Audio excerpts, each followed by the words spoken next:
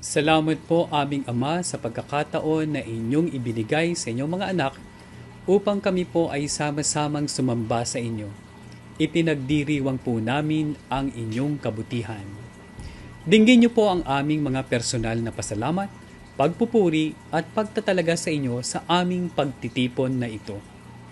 Mga kapatid, tayo po'y mapag-isa sa tahimik at personal na panalangin, pakikinig at pakikipagniig sa ating Diyos.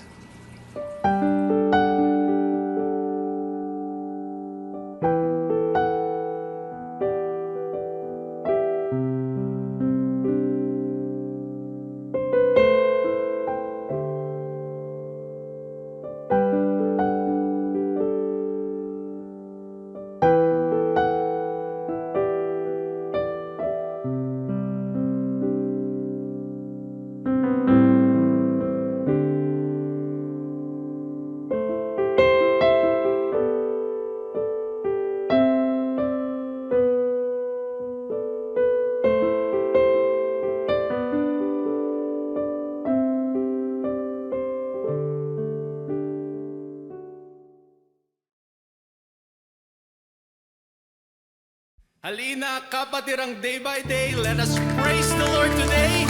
Let us declare the goodness of the Lord, the greatness of His love. All together, let's sing.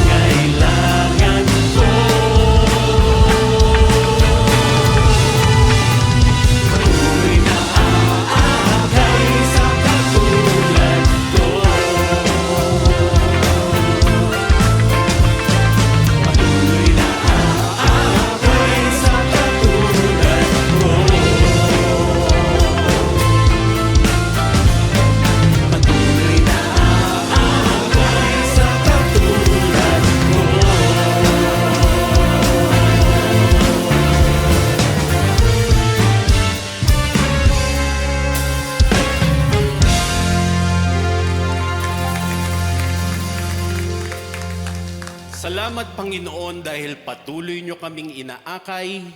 Ang inyo pong lakas at pag-ibig ay lagi naming naaasahan. Sa pagdaan ng maraming panahon, patuloy po naming nakikita ang kabutihan nyo sa amin at maaasahan namin ang tuloy-tuloy nyong pagpapala sa anumang panahon. Kaya Ama, ito pong lahat ng awitin namin, lahat ng binabanggit namin ngayon mula sa aming puso, ang bawat kilos at galaw, ito po ay pagtataas namin sa inyong pangalan, sa inyong kabutihan, sa inyong dakilang pagmamahal. Tanggapin niyo po ang aming pagpupuri sa pangalan ng inyong anak na si Jesus.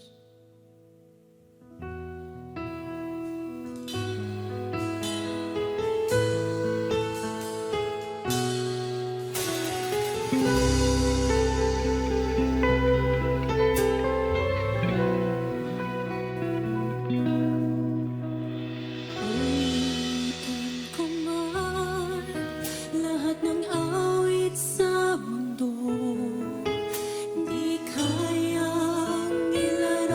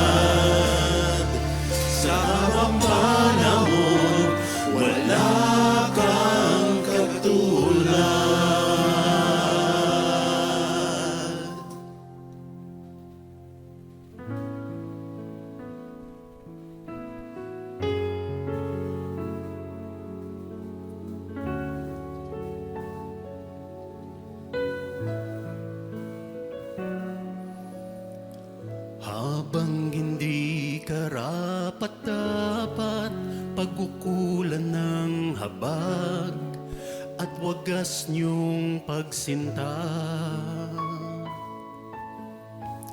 Habang walang kakayanan, masuklian ka ng mabuti sa lahat niyong ginawa.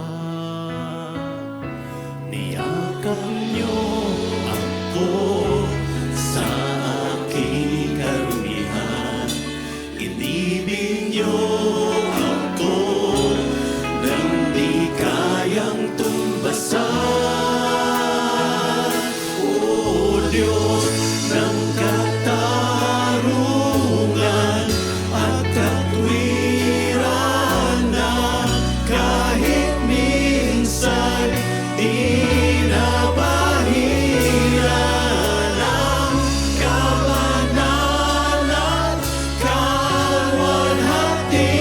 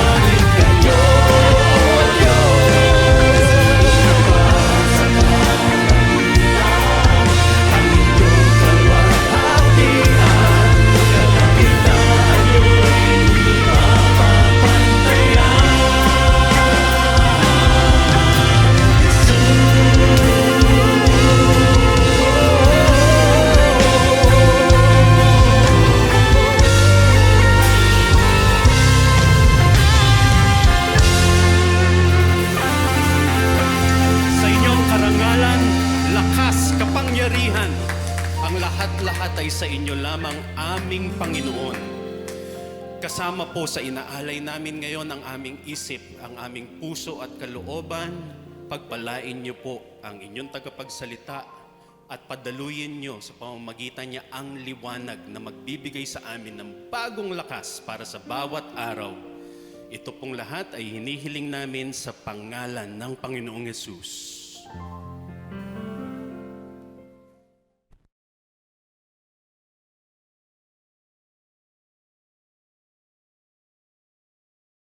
Psalm 133 verse 1. Mga awit, 133. How good and pleasant it is when God's people live together in unity. It is good and pleasant when God's people, when families, when friends, when neighbors live together in peace. Mahirap pagka ang mga tao ay magkakalayo ang loob, magkakagalit, hindi nag-uusap-usap, lalo kung mag-asawa, lalo kung nasa isang pamilya, o kaya magkakasama sa trabaho at lalo sa church. Broken relationships. Mga bagay na dapat ay isuko sa Panginoon upang maayos at ang buhay lalong tumiwasay. Panginoon, kayo po ang mangusap sa amin. Turuan niyo kami ng may kapangyarihan, akayin niyo kami sa buhay na maayos, matuwid, matiwasay at payapa. Buksan niyo po ang aming isip. Lalo niyo pang ipaalam yung alam na namin at yung hindi namin alam, ibunyag niyo at ituro. Nang sa gayon, yung magandang kalooban niyo ang maghari sa aming buhay. Be our preacher, be our teacher. We seek you, Father, in the name of your Son, Jesus. By a lot of mishandling, relationships could be stressed or broken, destroyed. Pagka ang mga relasyon na hindi maganda, mayroong namamagitan na hiya o kaya asiwa. Minsan, there are walls. There's a distance between people. O kaya, mas masahol, mayroong pagkakagalit, away, mga siraan, sakitan. Lahat ng ito, hindi mabuti kanino man. How to handle endangered relationships? Mga relasyon na nagkakaroon ng lamat, nababasag at kuminsan na nagkakadurog-durog. When a relationship is stressed or damaged, do not worsen the damage. Pagka nagkasigawan na, tigil na, huwag nang palalain. Pag nagkasagutan, huwag nang habaan. Contain, stop the damage. And do not complicate the situation. Kung mayroong naging isang problema, ang pag-usapan na yun lang, huwag nang umungkat na iba pang bagay, huwag nang halukayan na ibang bagay, huwag dagdagan, huwag palalain. At dapat ang mga tao, pag nagsimulang magsabi ng masakit o nakapanakit ng kalooban, lalo ng katawan ng kapwa, dapat ang isipin agad, ceasefire. Lalo't kung ang iyong katalo ay asawa, anak, magulang, kapatid, kasambahay, kaibigan, kapatid sa pananampalataya, dapat ceasefire agad. Kung minsan dumudulas ang ating bibig, may nasasabi tayong masakit, meron tayong nagagawang di maganda, pero immediately the Spirit of the Lord will remind you that it is not good. Right there and then, stop in your tracks and ceasefire. Even in mid-sentence, you can stop speaking if you know that what you're saying is not good, not edifying, not kind, not loving, un-Jesus, stop. Pag tayo may sinasabi na hindi maganda, lalo't nakakasakit sa kapwa, at bigla tayong tumigil in mid-sentence, ibig sabihin nun, ayaw nating palalain, nabigla tayo, yes, pero ayaw na nating ituloy, at ma-appreciate yun ng ating sino mang katalo. Masasabi niyang tumigil siya sa pagsasalita, ibig sabihin, ayaw na niyang ituloy pa na makapanakit. Ibig sabihin, mahalaga ako sa kanya, mahalaga ang aming relasyon sa kanya, I will appreciate na kahit nasimulan na niya ang isang sentence na hindi maganda, at least hindi na niya tinapos. And that's already a sign that you would like to make peace. Proverbs 17:11, starting a quarrel is like reaching a dam. So drop the matter before a dispute breaks out. Yung dam, alam natin, pag nasimulan yan mag-crack, hindi titigil yan hanggang hindi gumuguho at lahat ng laman na tubig ay tumapo na. Ganon din ang away. Pag nasimulan, mahirap pigilin. Kaya wag na lang simulan. At kung nasimulan na, itigil agad. Pagka ang ating katalo, kasigawan, ay lalo't mahal natin sa buhay o nagmamahal sa atin, ang dapat laging isipin ng mga anak ng Diyos, stop. Tumigil. Stop agad. Pagka meron tayong nasabi, may sasabihin pa tayo, may ibubulalas pa, pero alam mo, hindi ito magdudulot ng mabuti, stop. Lagi niyong sabihin yun, stop. It's a very decent thing, very godly thing to do, to stop. Pero sasabihin na iba, pero marami po talaga akong gustong sabihin, dapat malaman niya. Pero galit na galit ka ngayon, stop. Magpaluwag ng dibdib, magpalamig ng ulo, pagpareho na kayong payapa, tahimik, tsaka nyo pwede pag-usapan. Sa maayos na paraan, na ang goal ng usapan ay hindi manalo, hindi makasigaw, hindi ma-outdo yung isa sa paggawa ng mali, kundi maayos ang mali. Maitama ang mali, maayos ang magulo. Yun ang goal dapat ng usapan, hindi yung magpaligsahan, mag-contest, at magpalakasan ng boses. Do not spread the infection. Sa sakit man hindi natin dapat ini-spread ang infection. Kino-contain agad para wag nang kumalat. Huwag pakalatin ang lason sa isang relasyon. Do not add needless irritation. And very importantly, kung meron kang katalo, huwag magsali ng panggulo. Dalawa kayo na hindi magkasundo, huwag na kayo magsali ng iba pa na makikisali, makikigulo. Magsasangkot ka pa na iba, tanungin mo pa kayo ganun. Ganun din ang iniisip niya tungkol sa'yo. Huwag na magsali. Kayong dalawa lang mag-usap. Ang mahalaga lang yung iniisip mo, iniisip niya, sinasabi mo, sinasabi niya, huwag nang magsali ng iba. Proverbs 16:28. A perverse person stirs up conflict, and a gossip separates close friends. Pag mayroong third party sa usapan, gumugulo, nako-complicate, lalong humihirap ayusin ang hidwaan. At pag meron tayong di pagkakaunawaan, do not needlessly talk about it with third parties. Sumama ang loob mo kay ganito, huwag mo na ikwento sa iba. May nasabi at nagawang mali yung ganong tao, huwag mo na ikwento sa iba. Kasi sasali sila sa gulo. Magbibigay sila ng dagdag nilang opinyon na lalong magpapagalit sa'yo. O kaya ipagkakalat pa nila, lalong dadami ang kasali. Hindi iyon ang paraan para ayusin ang gulo. Proverbs 11:9, with their mouths, the godless destroy their neighbors. Pag meron kayong tao na hindi nakasundo, lalo't kapamilya, kamag-anak, kasama sa trabaho, kasama sa church, kapitbahay, ang goal dapat natin ay hindi siya sirain. Ang goal dapat natin ay ayusin at buuin ang relasyon. It's very foolish to quarrel, and especially to have a prolonged quarrel with relatives. Makikita mo sila sa lahat ng lamayan, kasalan, mga handaan, mga anniversary. Imbes masaya ang pagsasama, aalis ka agad dahil darating na siya. O aalis ka agad dahil dumating na siya. O hindi ka pupunta dahil baka siya pumunta. Pinapaliit natin ang ating mundo pag tayo may kagalit. Kaya napakalaking kahangalan na makipag-away sa kamag-anak.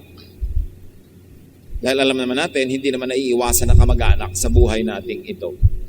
Huwag na lang. It's not worth it. And whoever wins an argument usually loses a friend.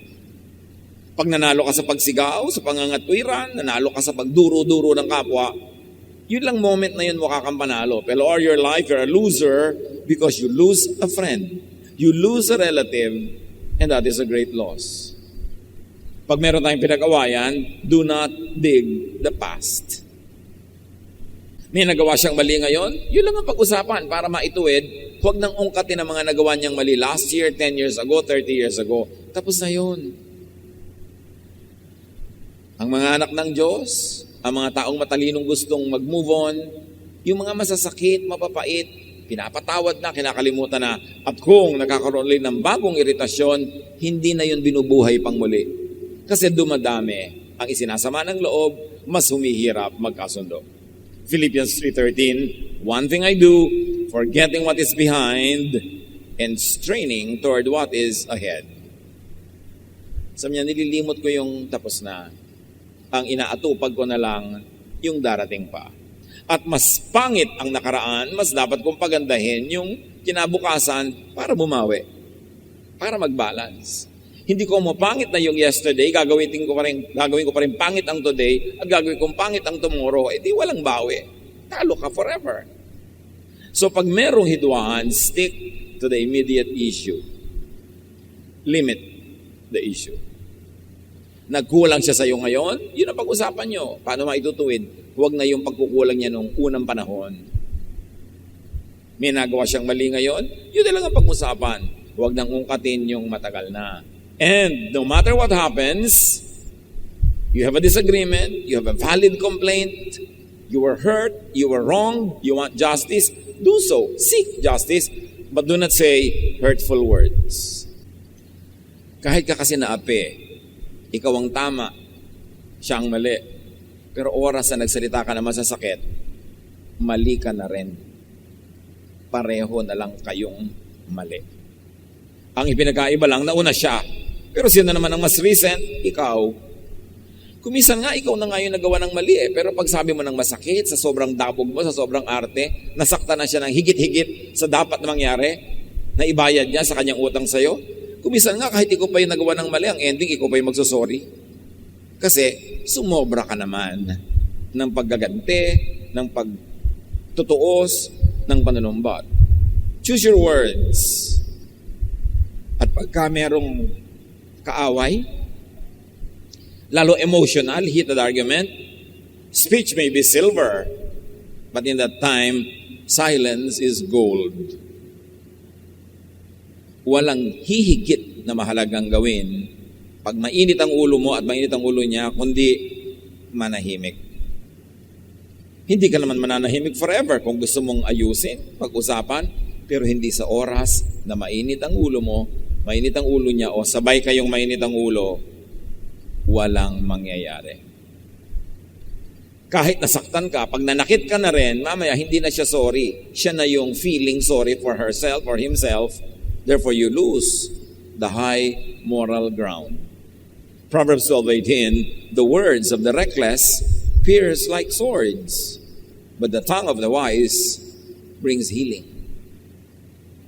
Hindi kailanman nakatulong sa isang argumento ang pagdadagdag ng masasakit na salita.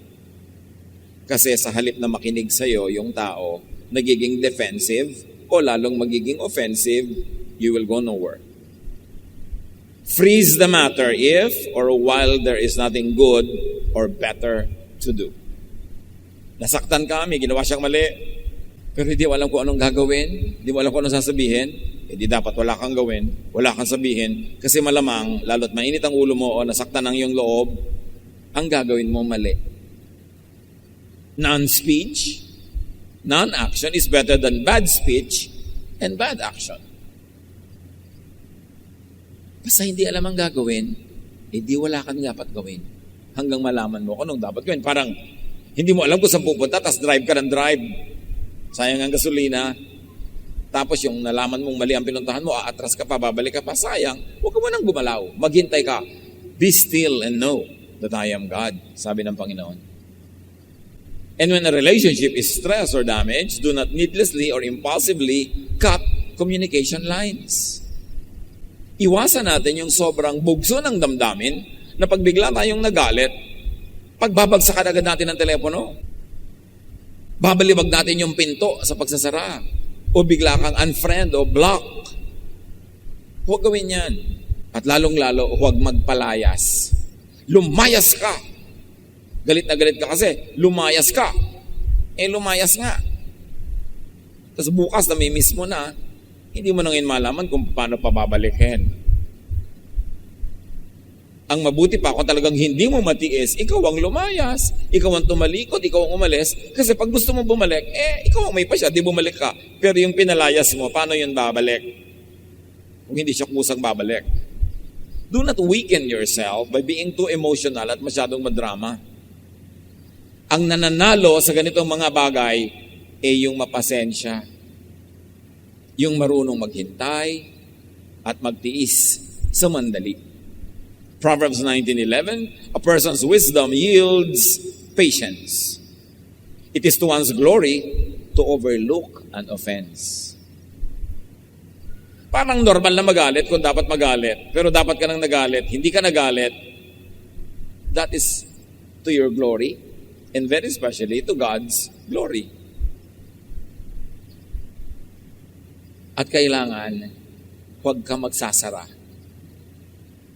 Nagalit ka doon sa boyfriend mo, tinapon mo na agad ang engagement ring sa kanal. Tapos bukas, kinakapa-kapa mo yung buong kanal, kakahanap mo ng engagement ring na napunta sa kanal. Kasi bugso lang yan ang damdamin eh. Nagbabago din naman ang isip ng tao pag lumamig. So habang mainit ang ulo, wala kang dapat gawin. Huwag ka muna magpilas-pilas ng litrato. Huwag ka muna mag-delete ng mga kung ano-ano sa iyong photo album dahil baka mamaya hanap ka ng hanap kung paano mo ibabalik. Huwag kang gumawa ng anuman pag galit na galit ka. Do not burn the bridge over which you two must pass.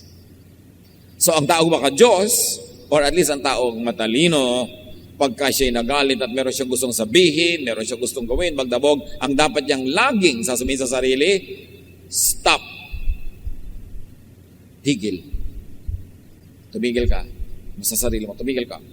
Wala kang dapat gawin. Baka magsisi ka.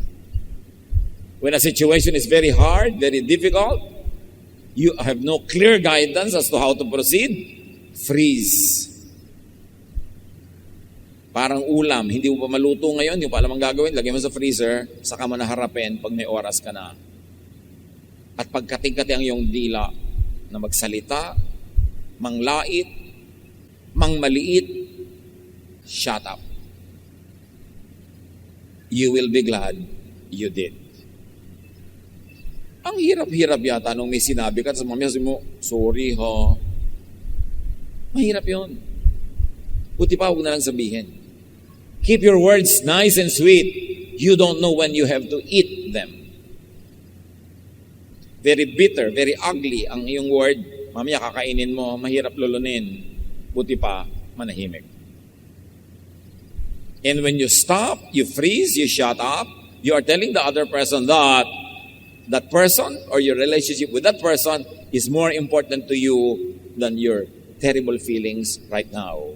That you're able to shut up, to freeze, and to stop dahil mas mahalaga sa iyo yung tao na kaharap mo o yung relasyon yung dalawa.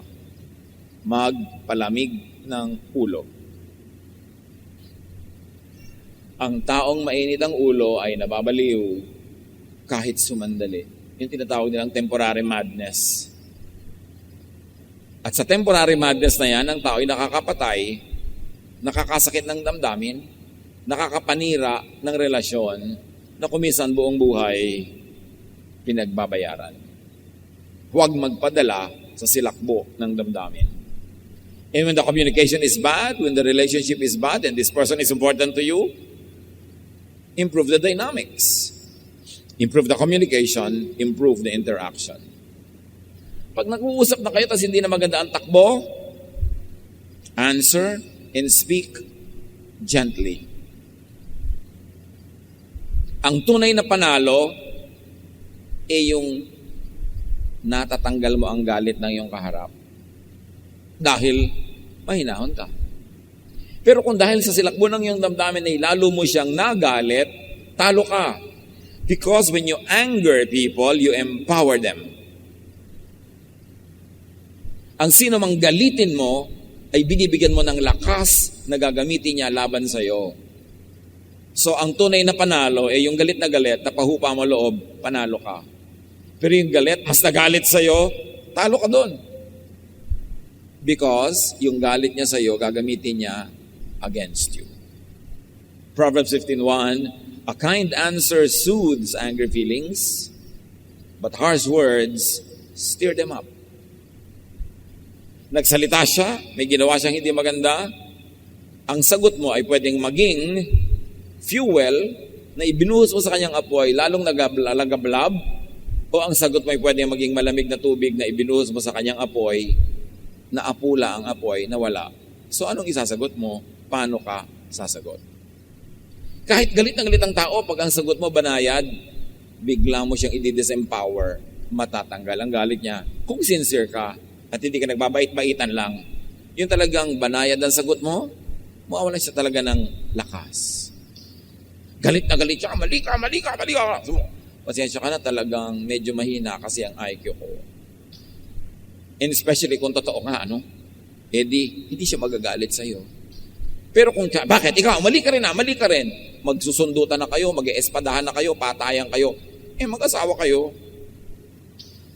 Magkapatid kayo. Anong panalo niyo nun?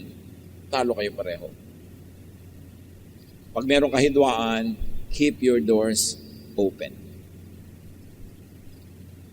Hindi mo siya kailangan imbitahin, pero nakabukas ang pinto, alam niya, pag gusto niyang pumasok, pwede. Create a climate of non-aggression, a climate of peace where it is possible to mend fences. Nagtalo kayo, pero doon ka nakaupo sa sala, para kung gusto ka niyang kausapin, ibig sabihin nandun ka lang, pwede. Hindi yung nagkulong ka na kung saan, lumayas ka, pupunta ka sa malayo, ibig sabihin, ayaw mo makipag-usap. Lalo mag-asawa kayo, uuwi ka rin naman after 2 days Ipagpalagay ng naka 2 weeks ka, uuwi ka rin At lalo kung hindi ka sinundo, gagapang-gapang ka ngayon pa uwi. Uuwi ka rin naman, huwag ka na maglayas. Huwag nang palalain. Ngayon kung maglayas ka forever, walang uwian. Pero kung nag-iinarte ka lang, huwag na. Mahirapan lang kayo pareho. Maybe a little distance para lang yung sama ng loob mo huwag mo maibuntod sa kanya. Pwedeng mag-distance ng konti, pero maglalayas-layas ka pa, magbabalot-balot ka pa. Meron nga mga asawa dyan, nakakalimang layas na nakakalimang balik na rin. Hindi na effective. Tuwan-tuwa pa yung nilayasan, ay salamat, tahimik ngayon dito, lumayas ang asawa ko. Di wala ka na-achieve na mabuti. Ayusin. And do not express anger with impulsive words, with violent or rude action. At kung kayo, may konti ng edad, please, huwag na magdabog. Hindi bagay sa taong may edad na, yung dadabog pa. Hindi mo ba kayang ipabatid sa kanya yung unhappiness mo sa banayad na paraan? Kailangan mo talagang ihampas yung pinto, sipain yung pusa, ibagsak yung tasa, basagin ang lahat. It's a very, very immature way to express an emotion. Mas napipigil mo ang silakbo, mas nakokontrol mo ang outcome ng usapan. So express anger in the most dignified way, and that is through silence. Yung paggalit na galit ka na, tatahimik ka lang. Ang class. Di ba? Kasi binabalibag mo yung bahay, tinatagal mo yung bubong, sinusunog mo yung bahay ng aso, sinisipa mo lahat ang nakasalubong mo. Parang hindi dignified.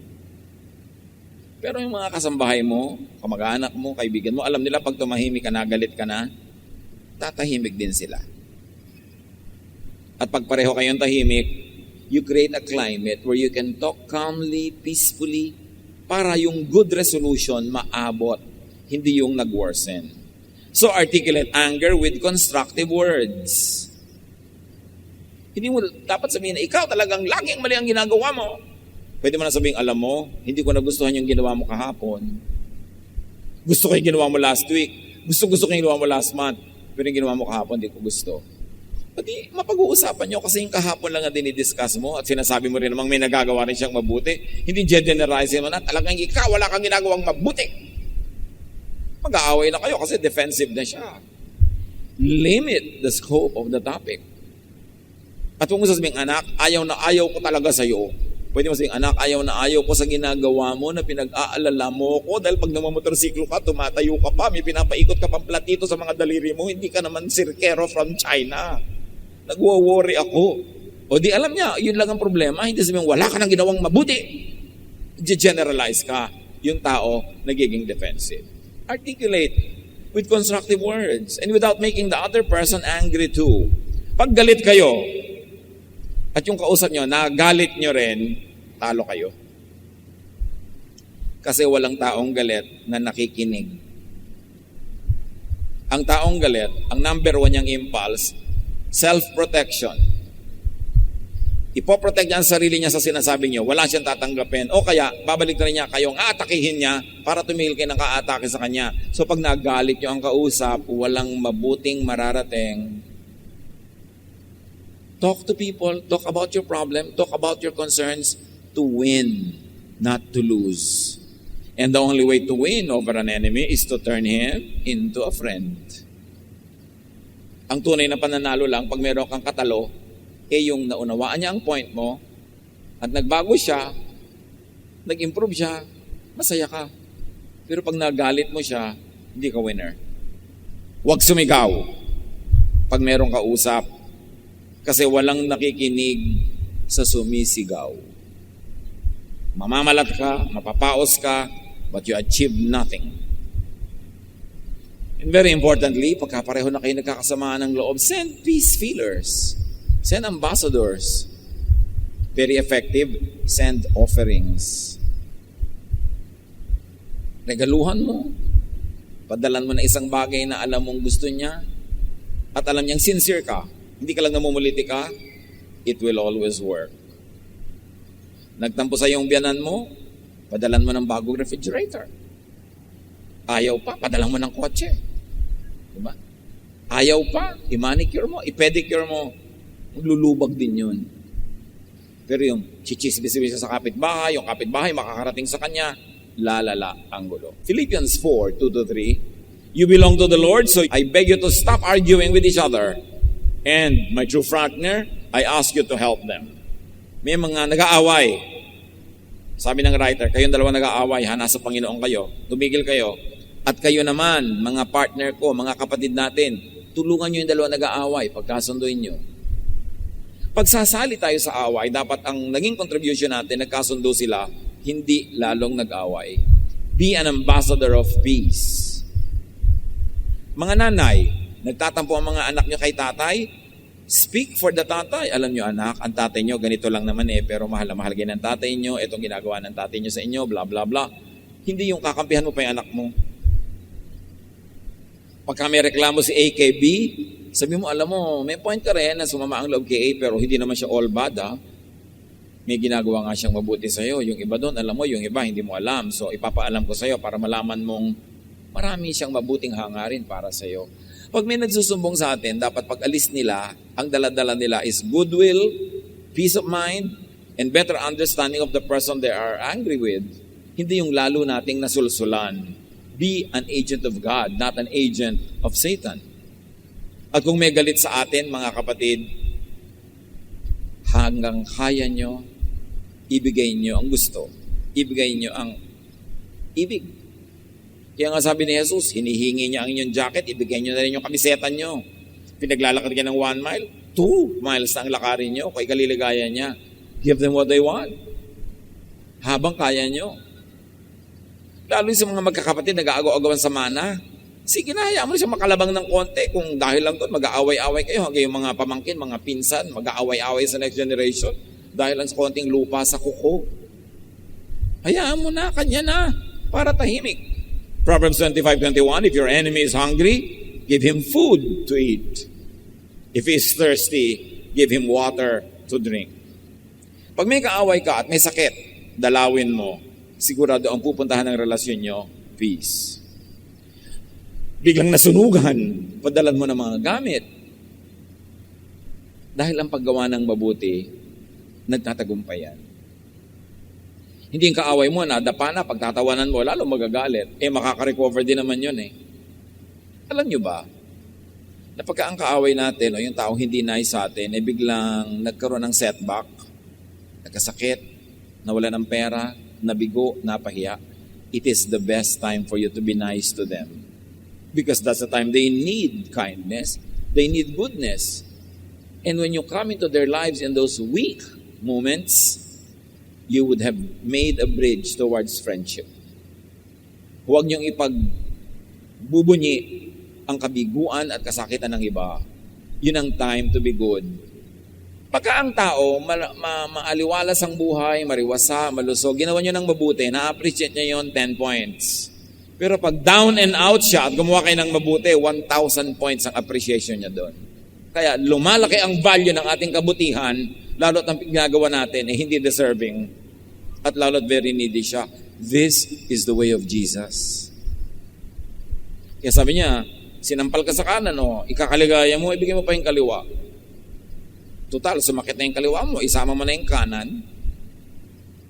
Kung yun ang ikakasaya ng taong yan, hindi naman talaga literal yan. Hanapan nyo ng meaning yun. Ang ibig sabihin, kahit medyo umaabu-abuso na, kaya nyo pa naman, sige. Kung ang ending, magkakasundo kayo at mapapahupa ang kanyang galit, ibigay. Give people what they want. Give people what they need, and you will have peace.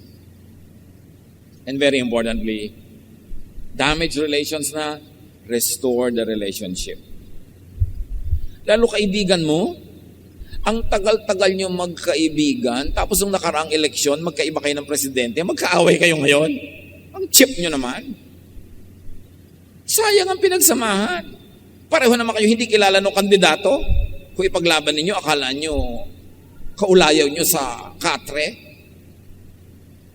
Akala nyo naman kung nag-hospital kayo, dadalawin kayo ni candidate na yon, hindi naman. Bakit nag-aaway-aaway yung magkakaibigan sa political choice? Kaya nga may boto. Iboto mo yung gusto mo, iboto niya yung gusto niya. Ba't kaya kailangan mag-aaway? Sayang ang friendship. At yung mga tao na nagkakaroon ng ibang religious orientation, later in life, nag-aaway pa yung dati magkaibigan. Sayang ang friendship. Ang pinag-aawayan ako, ang lubog ba o wisik ang baptism? Ang tunay na espiritualidad, hindi pinag-aawayan. Dapat ang ending nun, kapayapaan. Sayang ang mga pinag-aawayan ng tao. Walang kakwenta-kwentang pera, walang kakwentang mana, pag-aawayan ng magkapatid forever. It's not worth it. Matthew 5:9, sabi ni Jesus, "Blessed are the peacemakers, for they will be called children of God." At lalong-lalo na, huwag nang dagdagan pa ng pride, yung timpla ng away. Proverbs 16:18, "Pride goes before destruction, a haughty spirit before a fall." So kung may nakakaaway ka, pumapasok pa yung pride. Sabihin mo sa pride mo, baba. Huwag kang tumaas ng tumaas. Mapapagulo buhay ko. Bumaba ka, pride. Hindi makakabuti sa akin na pataasin ka ng pataasin. At lagi, ang ating goal is to improve the relationship. It can happen only when you forgive and when you give. Philippians 2:3-4, "Do nothing out of selfish ambition or vain conceit. Rather, in humility, value others above yourselves. Not looking to your own interests, but each of you to the interest of the others." Pag ang patakaran mo unahin siya, pagbigyan siya, pahalagahan siya, hindi kayo mag-aaway. Yung kabaligtaran nun ang nagpapaaway, yung unahin ako, pagbigyan ako, mas mahalaga ako, yun ang nagiging away. Luke 6:27-28, sabi ni Jesus, "Love your enemies. Do good to those who hate you. Bless those who curse you. Pray for those who mistreat you." Yan ang Jesus way. And that is the only way that will lead to peace. Life is better with friendships, with good relations. Mabubuhay ka na rin lang, magkaroon ka ng kaibigan kaysa kaaway.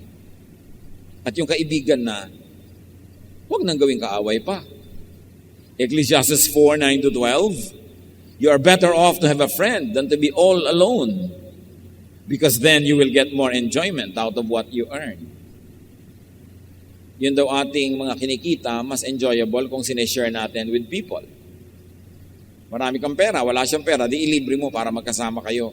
Kesa may pera ka, nag-iisa ka naman, paliligayahin ka ba nung nakasalansa na pera? Yung perang nasa loob ng wallet, hindi nakakapagpaligaya. Ang pagpapasarap, pag lumalabas niya sa wallet dahil ginagastos mo, yun ang masarap. So kumita ka na marami, para marami ka rin may pamigay, para masaya. Napakasarap ipakisama ang pera. Yung magpapakain ka, maluwagang yung loob. Ang ganda ng samahan kesa kuriputan kayo, lamangan. Hindi maganda yung climate. If you fall, Your friend can help you up. But if you fall without having a friend nearby, you are really in trouble. Mahalaga talaga meron kang kaibigan. At dapat yung magkakapatid, magkakaibigan yan, hindi magkakagalit. Galing kayo sa isang bahay bata, tapos kayo pa yung magkakagalit. Pare-pareho kayo ng nilakihan, mga naranasan. Kayo ang candidate to become best friends. Pero bakit ganon? Minsan, yung magkakapatid ang worst enemies. Lalo kung nakikialam ang kani-kanya mga asawa. Nagkakagulo ang magkakapatid. Dapat huwag kayong papabulag. Kayo yung magkakapatid. Dapat ang samahan ninyo, pilitin nyo ipaglaban, maging maayos. Kasi at the end of the day, kayo rin talaga magdadamayan eh. So, mahalaga na meron tayong mga kaibigan. Pride lang, ibaba mo na para magkasundo kayo. Konting pagtiisan mo na kesa masayang ang friendship. If you sleep alone, you won't have anyone to keep you warm on a cold night, especially in the context of Israel sa winter nights.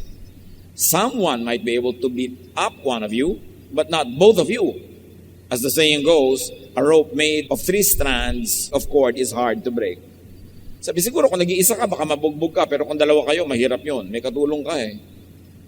Ang isang hibla ng sinulit, pag nag-iisa, madaling malagot. Pero kung 3 yan at tinirintas mo, tumitibay, nagiging lubid. So life is always stronger when there are people who are there with us, for us. And they will be there with us and for us only if we are also there for them and with them. Proverbs 18:24, some friends don't help, but a true friend is closer than your own family. Friends could be your greatest wealth. Mahalaga, huwag makipag-away. Keep old friends, don't lose them. You cannot make old friends. You can make new friends, but old friends you cannot because it takes time to make it. So yung old friends nyo, huwag yun ang alisin. Revive friendships. Mga kababata mo noon, kaibigan mo nung high school, nung college, ang dami nyo pinagsamahan, nung out of school youth ka, kung yun ang yung karanasan. Get in touch with them again. They are people who shared your life. Mahalaga silang blessing. Romans 12:18, if it is possible, as far as it depends on you, live at peace with everyone. Huwag na mahilig sumali sa mga gulo, mga intriga, mga chismis kasi dadami lang kaaway mo. Be a person of peace and friendship. And if you cannot make people your friends, at least don't make them your enemies. Be wise. How do you make friends with people that are difficult to be with? How do you make peace with people who are quarrelsome? Well, understand people more deeply to be able to accommodate them. Pag inunawa natin ang tao, saan ba siya nang gagaling? Anong pinanggalingan niya? Anong karanasan niya? Anong makabiguan niya? Anong makapaitan niya sa buhay? Mas maunawaan natin kung ba't sila ganon. At ang pag-unawa sa kapwa ang simula ng pagtanggap sa kanila. At kung maaari pa, simula yan ng pagmamalasakit natin at pagmamahal sa kanila. Empathize with people. Forgive people. Nagawa na yung mali, ang natira na lang sa'yo, forgive, para ma-restore yung relationship. Pag hindi ka nag-forgive, hindi ma-restore. Sayang ang pinagsamahan. Like and love people. Accept. Tolerate them at least. It is important. Magkakaiba tayo ng opinion, magkakaiba tayo ng political opinions, kuminsan magkakaiba ng religious doctrine, magkakaiba ng style na magsaing, magkakaiba ng style na mag-ayos ng bahay, but it doesn't mean that we should be enemies. Agree to disagree with one another. Ang nagtatagal na magkasama ay only those who agree to disagree. Yes, I disagree with you, but I agree that you disagree with me, and that's it. Hindi kita kailangan laging i-convert. At hindi mo kailangan laging i-convert. We can live with each other na magkaiba ang pananaw sa iba-ibang bahagi ng buhay. Ganun talaga. 1 Peter 4:8, above all, love each other deeply. Because love covers over a multitude of sins. Pagmahal, nabibigyan ng excuse. Kaya mahalaga yung namamahal natin ang isang tao. Romans 13:10, love does no harm to a neighbor. Therefore, love is the fulfillment of the law. Ang taong maibigin, daig ang taong sinunod ang lahat ng religious regulations. Because the true essence of the law is nothing but love. Pag may gumagawa ng mali, magtatagumpay ka lang pag ang ginawa mo sa kanya, tama, sa kabila ng kanyang pagiging mali. Ang tunay na tagumpay sa taong masama ay yung gawan mo siya ng mabuti. Dahil ang reaction lang niya ay, number one, gumawa pa rin ng masama, pero nanalo ka pa rin kasi ginawa mo mabuti eh. Hindi ka nadamay, hindi ka naging tulad niya. Or, tumigil siya ng paggawa ng masama dahil mabuti ang ginawa mo, di panalo ka nun. Or, sinuklian ka pa niya ng mabuti dahil mabuti ka, panalo ka. Ano man ang mangyari, basta mabuti ang ginawa mo, panalo ka. Romans 12:21, do not be overcome by evil, but overcome evil with good.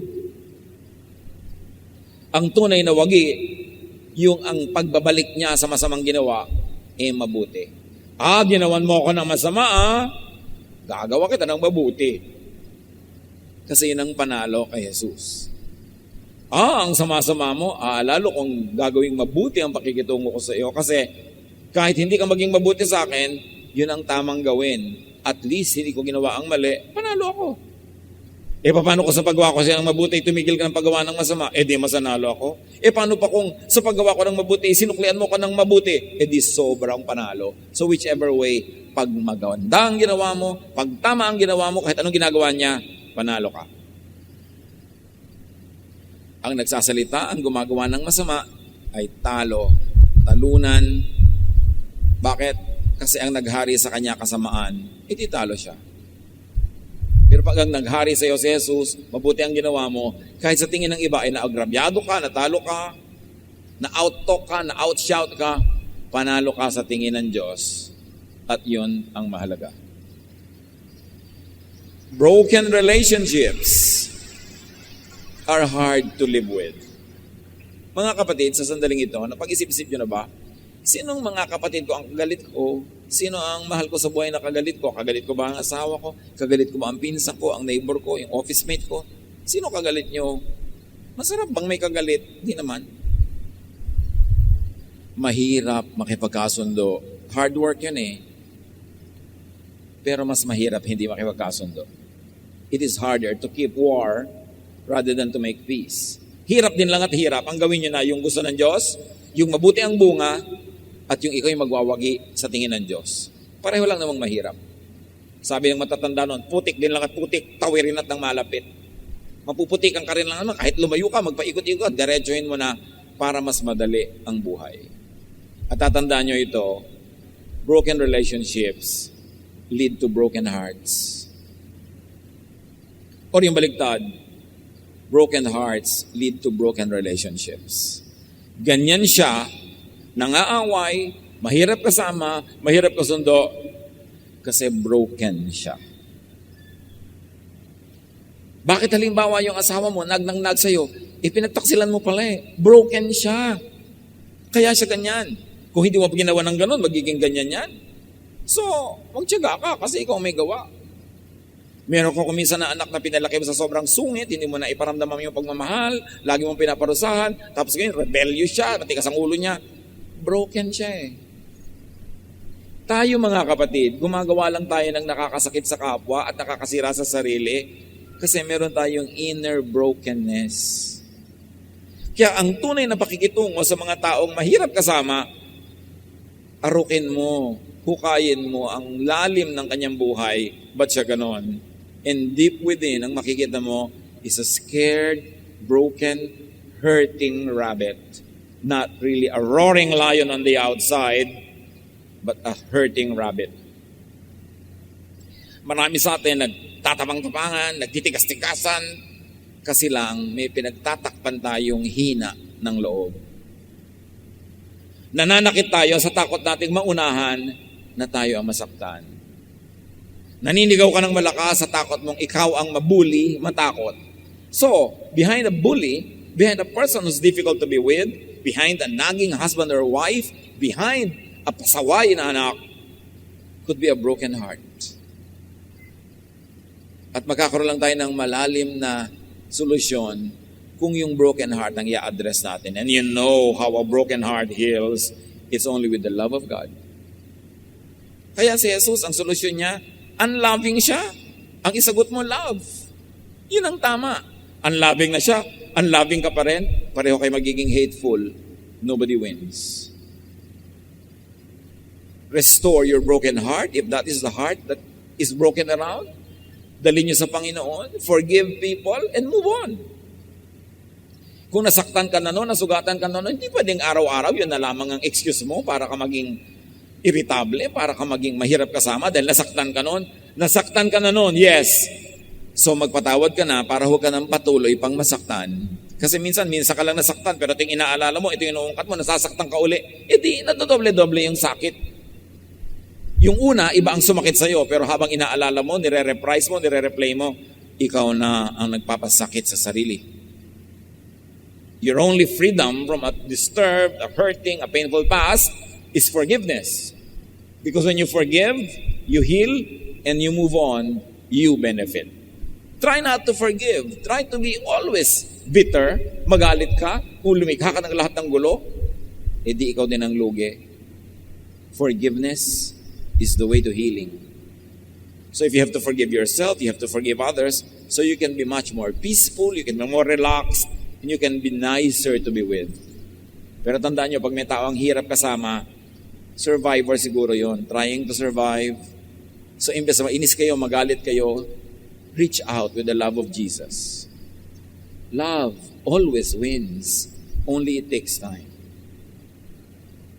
Bad words, bad actions of people, most of the time are cries for help. Masama ang korte ng bunganga niya kasi masama ang korte ng puso niya ngayon dahil siguro siya ay sugatan. Pag ang tao ay laging galit, laging nangaaway, it's a cry for help. It means they need help. There is something they want or need that is not in their lives. And if you could be an instrument of God to bring it to their lives, acceptance, peace, love, understanding, then you become an agent of healing. You become a peacemaker. You become a soldier of the Lord. Help others. And if it's you who need it, get help. Fighting and quarreling people are just trying to cope. Probably they are just trying to survive.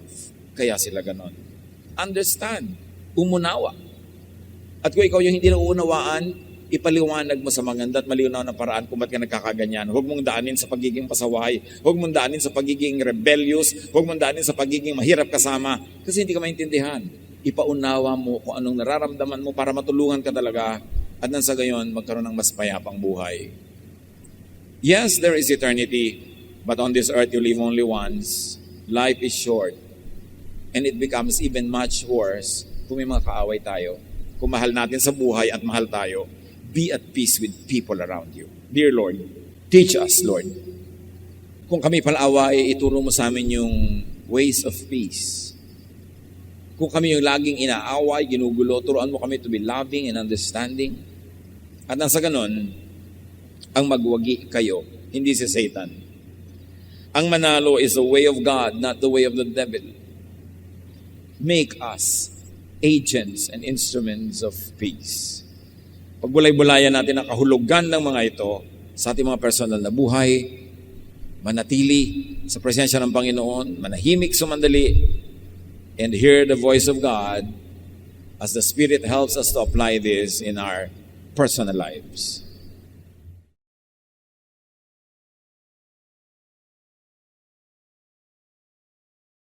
Aming Diyos, Panginoong Banal, kami po ay taos-pusong nagpupuri at nagpapasalamat sa inyo sa pagbibigay ninyo sa amin ng kaliwanagan.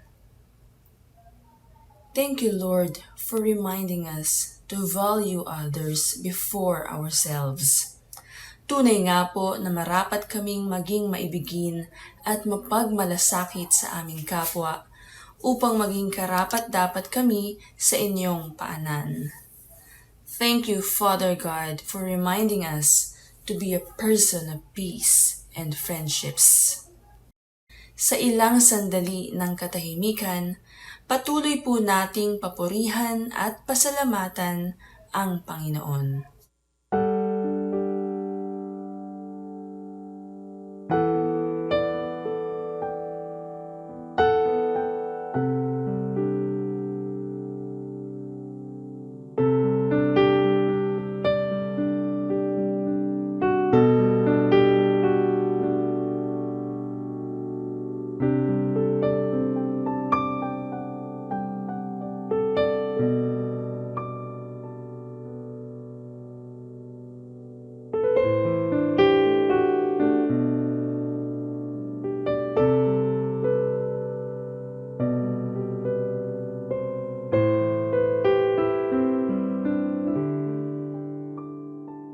Makapangyarihang Diyos, sa pagkakataong ito, hayaan po ninyong kami naman ang magpamalas ng aming pagpapahalaga at pagmamahal sa inyo, sa pamamagitan ng pagbabalik ng mga pagpapala na ipinagkatiwala ninyo sa amin. Narito po, Panginoon, ang aming mga handog, buong puso, bukas palad, at may galak po naming ibinabalik sa inyong paanan. Pagpalain niyo po, Ama, ang lahat ng ito, sa matamis at banal na pangalan ng Panginoong Jesus.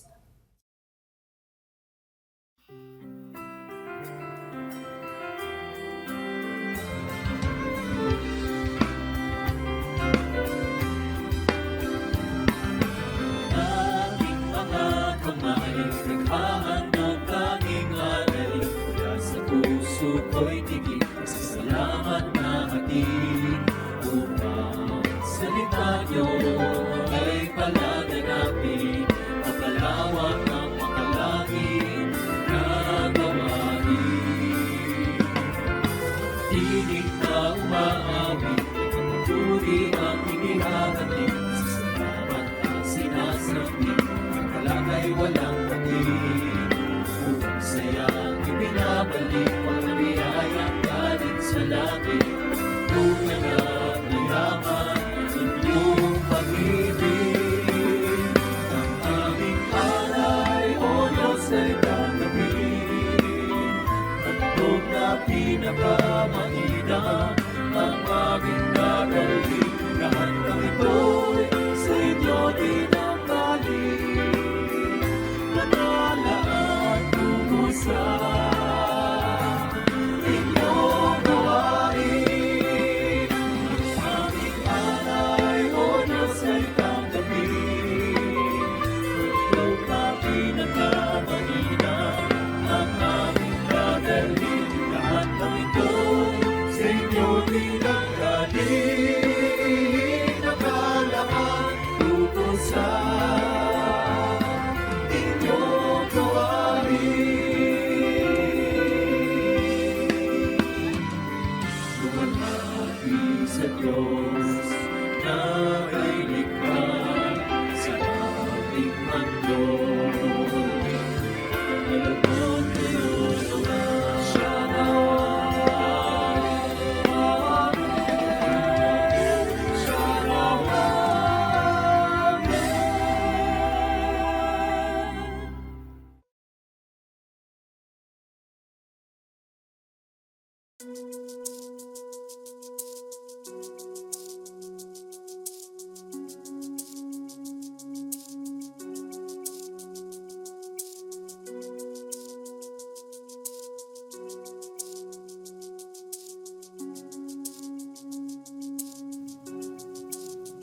Tulungan mo akong sundin ang iyong mga utos.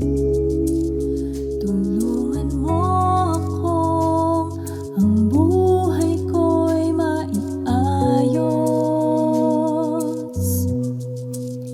At sa mga tukso, tulungan mong pigilin ng sarili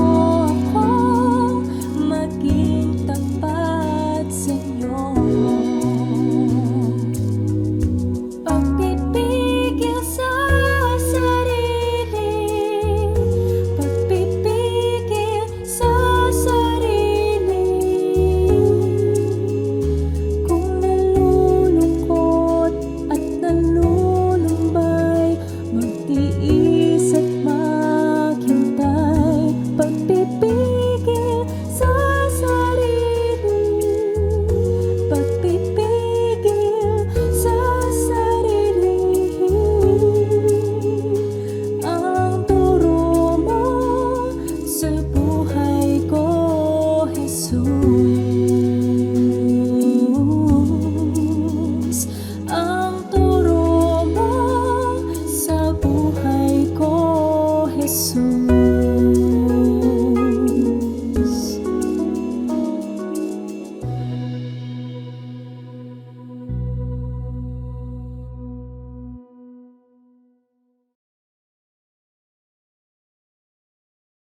Aming Diyos, amin pong pinasasalamatan ang aming naging pakikinig sa umagang ito.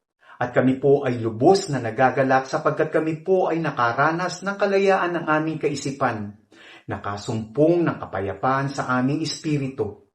Patuloy niyo po kaming biyayaan ng inyong pag-ibig na siyang maghahatid sa amin tungo sa aming kagalakan. Maraming salamat po, Panginoon, sa inyong kabutihan at kagandahan ng inyong kalooban. Sumandali po tayong manahimik at ating pong ipagpatuloy ang pagpapasalamat sa kabutihan ng ating Panginoong Diyos.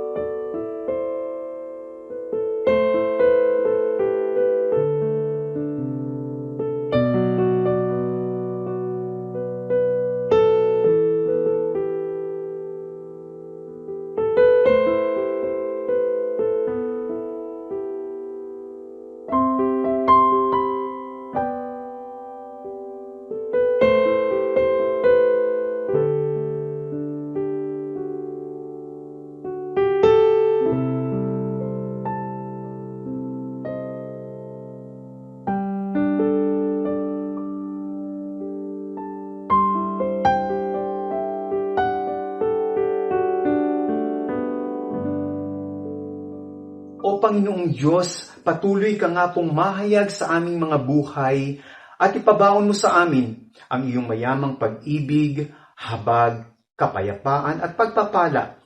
Taglayin namin ang kagandahan ng kalooban ng inyong anak na si Jesus at humayo kami ng may galak at kasiyahan. In Jesus' name,